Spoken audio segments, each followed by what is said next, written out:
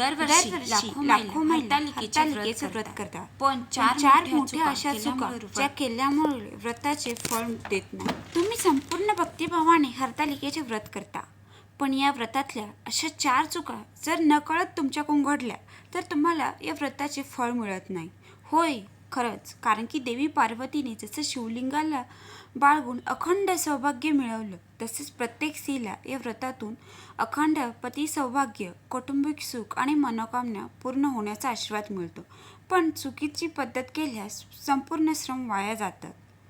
आजच्या व्हिडिओमध्ये आपण जाणून घेऊया हरतालिका व्रताची पौराणिक कथा, योग्य विधी आणि मुहूर्त, काय करावे आणि काय करू नये, आणि यात त्या 4 चुका ज्या टाळल्या पाहिजेत, अन्यथा व्रत निष्फळ ठरते.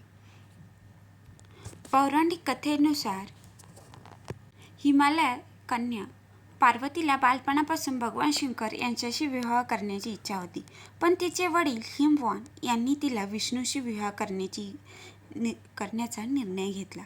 देवी पार्वती दुःखी होऊन आपल्या सखीसह जंगलात गेली.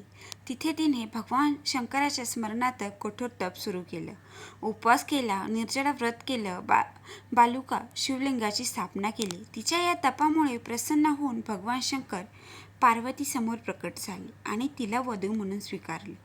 याच दिवशी देवी पार्वतीने प्रथम हरतालिका व्रताचे पालन केलं. हरतालिका म्हणजे सखीकडून हरवून नेलेली. कारण तिच्या सख्यांनीच तिला वडिलांच्या दबावातून वाचून जंगलात आणलं होतं. याच कारणामुळे आजही स्त्रिया हे व्रत करतात, अखंड सौभाग्य आणि दीर्घ आयुष्य व सुखी संसारासाठी. 2025 मध्ये हरतालिका तृतीया 26 ऑगस्ट रोजी आहे. हा दिवस विशेष शुभ आहे कारण हा हरतालिका असते. सकाळी स्नानानंतर स्वच्छ वस्त्र धारण करा. हरतालिकेच्या दिवशी घरात किंवा मंडपात वाळू मातीचे शिवलिंग तयार करा. पार्वती शंकराची मूर्ती किंवा चित्र स्थापित करा. कलश स्थापना करून मंगलद्रव्ये, हळद, कुंकू, फुले, बेलपत्र, आखाड्याची फुलं अर्पण करा. अखंड दीप प्रज्वलित करा. निर्जला उपवास करा. पण जर का तुम्हाला आरोग्याच्या कारणास्तव शक्य नसेल तर फळाहार व पाणी घ्यावे. संध्याकाळी कथा ऐकावी, आरती करून व्रताची सांगता करावी. या दिवशी काय करू नये हे आपण बघूया. व्रताच्या दिवशी सकाळपासून शुद्धता राखावी. मन, वाणी आणि कृती शुद्ध ठेवावी. बेलपत्र, धतुरा, आखाडा आणि शंकराला प्रिय पदार्थ अर्पण करावेत. ओम नमः शिवाय मंत्राचा जप करत पूजा करावी. संध्याकाळी देवी पार्वतीची ओटी द्यावी. कथा पूर्ण भक्तिभावाने ऐकावी. आणि सर्वात महत्त्वाचं, या दिवशी काय करू नये हे जर का तुम्ही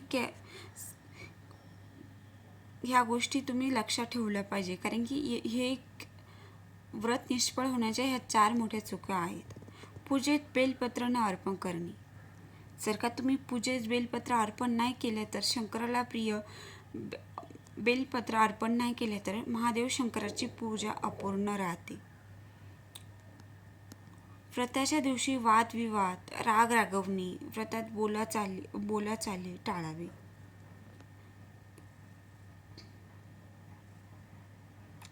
निर्जल उपवास तोडणे, कथा न ऐकणे किंवा वाचणे. याशिवाय काळे कपडे घालू नये. या दिवशी कांदा, लसूण, मांसाहार यांचा त्याग करावा. पूजा अर्धवट सोडू नका. जर का तुम्ही हे सर्व केले तर हरतालिकेचे पूर्ण व्रत पाळणाऱ्या स्त्रियांना अखंड सौभाग्य लाभते. घरात शांतता, प्रेम, सुख, समाधान वाटते. स्त्रीची मनोकामना पूर्ण होते. पतीच्या दीर्घ आयुष्याचा आशीर्वाद मिळतो. अविवाहित मुलींना इच्छित वर मिळतो.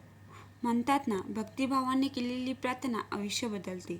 देवी पार्वतीच्या या व्रताने तुम्हाला सुखी संसार, अखंड सौभाग्य आणि संतती सुख लाभो हीच नक्कीच लाभेल. आजचा हा व्हिडिओ शेवटपर्यंत पाहिल्याबद्दल धन्यवाद.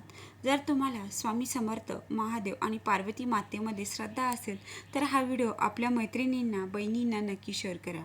आणि हो, तुमच्या मनोकामना पूर्ण होत असं वाटत असेल तर कमेंटमध्ये हर हर महादेव लिहा. चॅनलला सबस्क्राईब करा. पुढे आपण गणेशोत्सवाचे खास आणि रहस्य जाणून घेणार आहोत.